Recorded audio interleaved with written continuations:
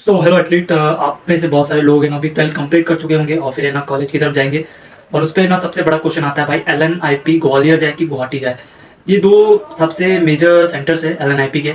और सब में से अधिकतर लोग जो फिजिकल एजुकेशन जिनने लिया था 12th में या फिर जो फिजिकल की फील्ड में जाना चाहते हैं वो ये दो सेंटर्स को जरूर फुलफिल करेंगे।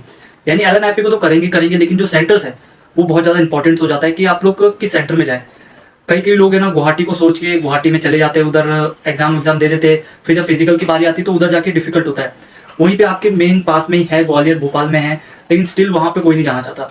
तो यही चीज़ें ना मैं क्लियर करूंगा। और अगर मेरे बारे में जानना चाहते हो कि मैं किसके बिहाफ में ये चीज़ बता रहा हूँ, मेरे दोस्त LNIP गुवाहाटी में, मैंने उससे बात करी है कि उधर का क्या स्ट्रक्चर है, उधर के लोग कैसे हैं, उधर क्या फैसिलिटीज मिलती है, उधर क्या आपकी गेम को ज़्यादा प्रोत्साहित मिलता है कि नहीं, कौन कौन सी गेम में पार्टिसिपेट करता है उस इवेंट में रह के। ठीक है। और जो ग्वालियर में खुद गया हूँ, ग्वालियर का जो LNIP है वो कैंपस मैंने खुद विजिट किया। मैं वहाँ पे सर्टिफिकेट कोर्स करने गया था, तो मुझे वहाँ के बारे में तो ओवरऑल पता ही है, क्योंकि मैंने विजिट किया था हर एक सेंटर। वहाँ के जो भी एथलीट की जो भी फील्ड्स है वो सब फील्ड मैंने विजिट कर रखे हैं। ठीक है। वहाँ पे एक दो स्टूडेंट भी थे BPED के, उनसे भी बातचीत कर रखी।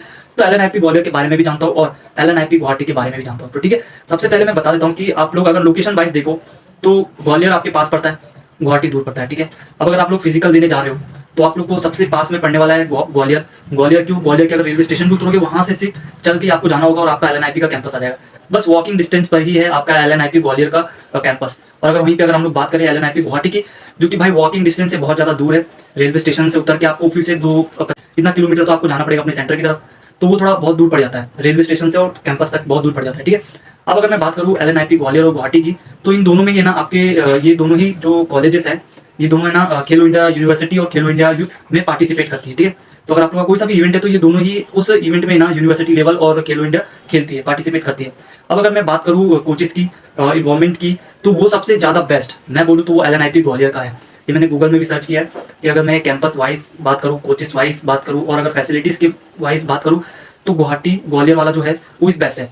गुवाहाटी अभी अभी बना है 2007, अब बनना शुरू हुआ है, थोड़े बहुत और काम कराए गए हैं वहाँ पे, लेकिन वो अभी भी स्टिल डेवलपमेंट पर है। और वहीं पे अगर LNIP ग्वालियर की बात करूँ तो वो भाई टॉप क्लास है, एशिया में बेस्ट फिजिकल एजुकेशन की फील्ड का कॉलेज है। उसमें आपको कोचेस भी बढ़िया मिल जाएंगे, एक से एक कोचेस, ग्राउंड सारे ग्राउंड की फैसिलिटीज़ है, हर गेम की फैसिलिटीज़ है। वहाँ से आप लोग इंटर्नशिप भी कर सकते हो। हाईली जो भी चीज़ है ना वो ज़्यादा जो मौका देगी वो ग्वालियर वाली ही देगी। गुवाहाटी वाला आपको दूर पड़ेगा, उधर से फुटबॉल चलता है, उधर का जिस तरीके का कल्चर है और एथलीट चलता है उधर, बाकी उतना कोई गेम चलता नहीं उधर, लेकिन वो अभी डेवलपमेंट लीग पर है गुवाहाटी। और ग्वालियर अभी आपके ऑलरेडी भाई बहुत पुराना है। तो मेरे ख्याल से आपके लिए अगर आप लोग देख रहे हो गेम वाइज देख रहे हो तो ग्वालियर इज द बेस्ट। सारी फैसिलिटीज आपको उधर मिलेगी, आपके पास भी है। और वहीं पर अगर गुवाहाटी की बात करो तो वो अभी लर्निंग फेज पर है। वहाँ पे गुवाहाटी में ना कोई अदर कोर्स भी नहीं कराया जाते, कोई अदर जो डिप्लोमा हो गया, जो स्पोर्ट्स कोचिंग का सर्टिफिकेट हो गया या सर्टिफिकेट कोर्स हो गया वो नहीं कराता है। लेकिन वहीं पे अगर ये LNIP ग्वालियर की बात करो तो वो सब कुछ कराता है। तो ये दो डिफरेंस है भाई। अब देख लो आपको ग्वालियर जाना है कि गुवाहाटी जाना है।